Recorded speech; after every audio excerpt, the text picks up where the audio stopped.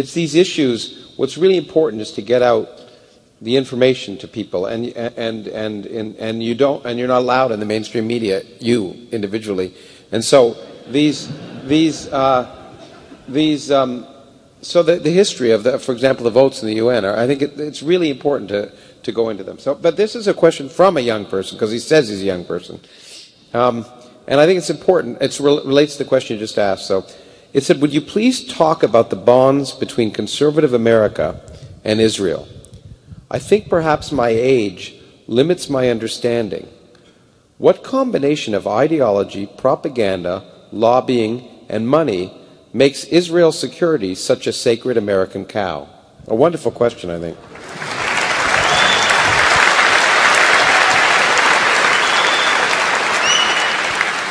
Well, it's a good question, but and these are important factors. I mean, let's start with what's called conservative support from Israel. First, I think some kind of semantic hygiene is useful. There's really no conservatives in the United States. The people who are called conservatives are radical statists, for the most part. That's very different from... there are a few genuine conservatives, which means something like classical liberals, but not many. What are called if you take a look at what's at the Republican Party today, which is the strongest, extreme support for Israeli policies, they have a popular base. A large part of the popular base is Christian evangelicals.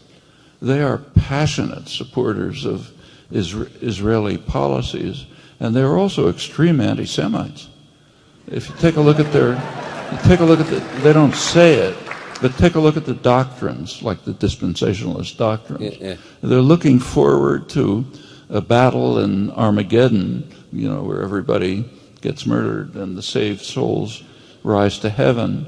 What happens to the Jews?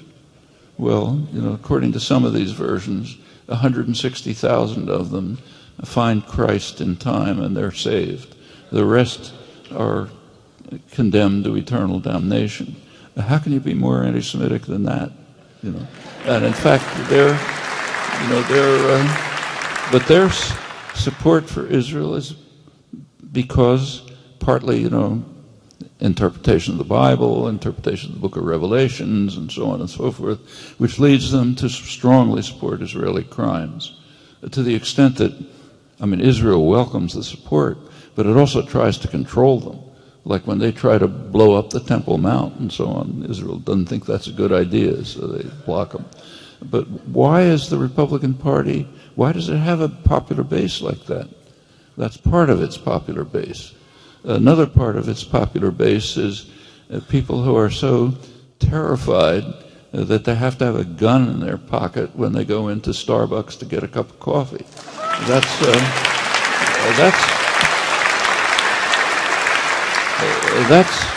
something that goes way back in American history. This has always been a very frightened country, and for pretty understandable reasons. From the very beginning, there were real threats from the people we were suppressing. The Indians could fight back. Black slaves might revolt.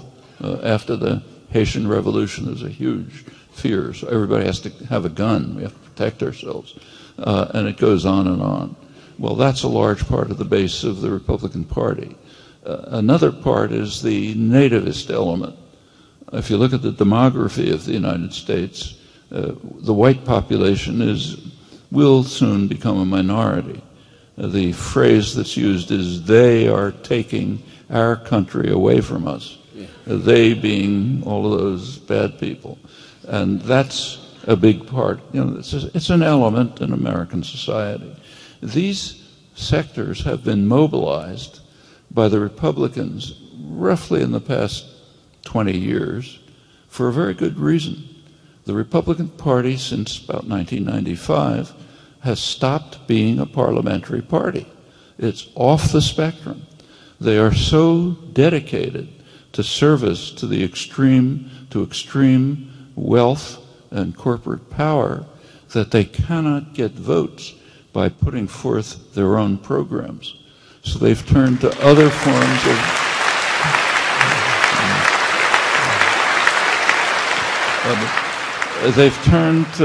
forms of popular mobilization on what are called, social issues. I mean, should you read the Bible in class? Anti-abortion? Should prevent blacks from voting? Whatever it may be. That part of the base is strongly pro-Israel. That's one phenomenon. But there's much more than that. APAC, the lobbying organizations, they're important. Sheldon Adelson and, the big contributors, they're important. But I think there's much deeper reasons for the unique Israeli support for U.S. support for Israeli policies. And you see it if you look over the history. When did this support develop? I mean, it wasn't true in the 1950s. There was support for Israel, but Eisenhower didn't hesitate to force Israel out of the Sinai right before a presidential election. Most sensitive moment. Just told them, get out or else. Threatened them. They naturally got out. They have to do what the U.S. says. But the big change was in 1967. What happened in 1967? There was a conflict in the Arab world between radical Islam in Saudi Arabia and secular nationalism, which meant Egypt. The United States pretty consistently supports radical Islam, just as the British did in the day when they ran the place. Secular nationalism is considered a threat. It might move towards independence, and that is intolerable if you're trying to run the world. Running the world is, for good reasons. You could go into it, but it is intolerable. And radical Islam has been more under control. Well, in 1967, Israel administered a lethal blow to secular nationalism. They smashed Egypt, which was the center of it. Big gift to Saudi Arabia. In fact, there was a war going on at the time between Saudi Arabia and Egypt, a kind of a proxy war in the Yemen, and Israel settled it in favor of Saudi Arabia, the main U.S. ally, the extremist, most extreme Islamic radical state, but it's where all the oil is, so that's been the U.S. ally since the 1940s. This was a major gift to the United States and its ally. You take a look, that's when American aid to Israel shot up.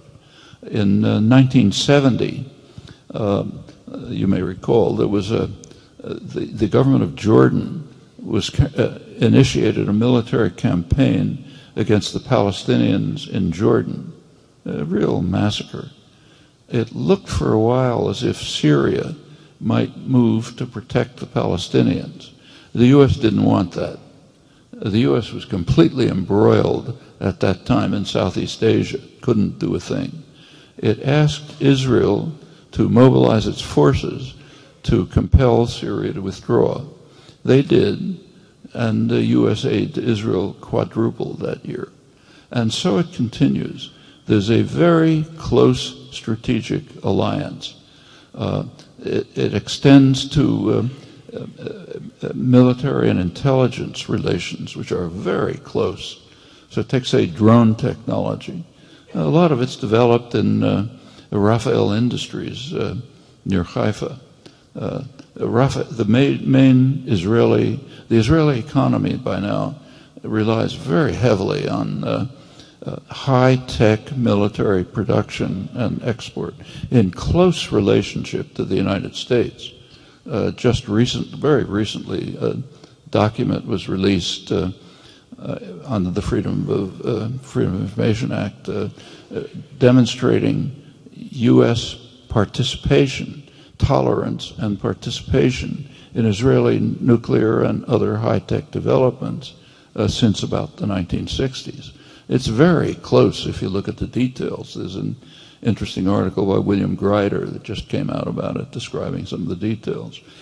Rafael Industry, the major Israeli military industry is so closely linked to U.S. military industry that it has actually transferred its management headquarters to Washington, where the money is. In fact, one of the most interesting exposés from WikiLeaks listed high-level strategic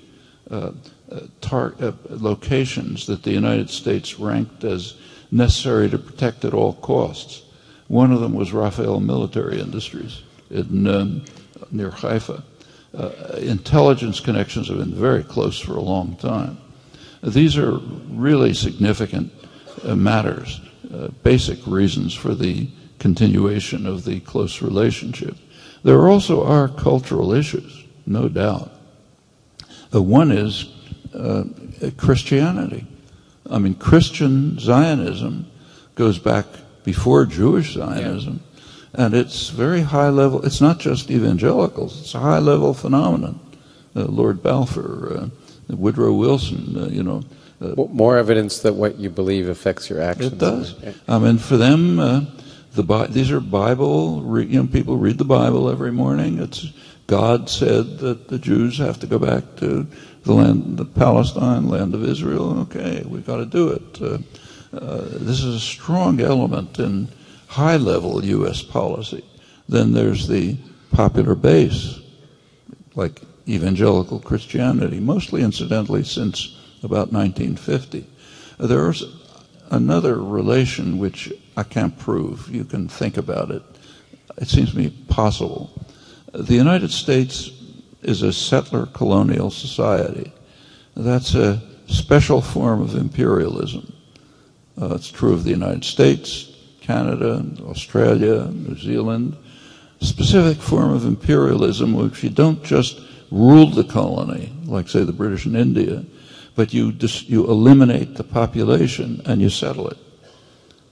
Unique form of imperialism. We're a striking example of it. Well, what's Israel? It's a settler colonial society. I suspect that resonates with Americans. They're doing what we did, so it's got to be something right about it, because we did it, I can't. Okay. There